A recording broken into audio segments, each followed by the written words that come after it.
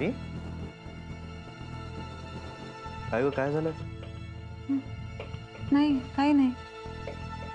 नाही पण मग तू अशा फेऱ्या का मारतेस? चालणं होत नाही ना रे सध्या. सॉरी, मला सुद्धा तुला. अरे नाही नाही, तसं नाही श्री. म्हणजे वेळ नसतो हा भाग झालाच, पण माहित नाही रे, घरात सध्या एवढं सगळं चालू आहे ना की तुला त्रास होतोय. नाही नाही, अरे तसं नाही. तू कुठे होतास? मी पप्पूंना फोन केला होता आणि तेव्हा तिथे बेबी आत्या पण आली, सो जरा तिच्याशी बोलत होतो. रागवल्यात का रे त्या?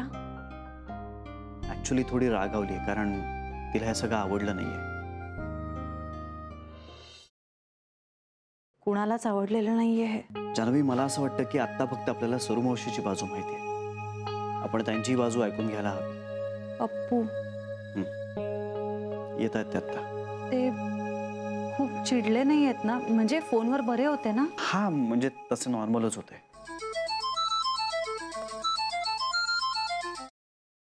हॅलो.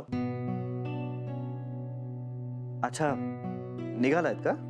अच्छा, 15-20 मिनिटात येत आहे. या, हरकत नाही, या. हो, आहोत आम्ही, घरीच आहोत. या. चल आपण खालती जाऊया. काय? तू आराम कर आता. अरे श्री, इतकं सगळं चालू असताना मी कसा आराम करू शकेन? जान्हवी, तू खालती येऊन काय करणार आहेस? हे बघ, मी शांतपणे बसेन. जान्हवी. श्री, मला नाही चैन पडणार. ऐकणार नाहीस तू. प्लीज ना. ये, सावकाशी.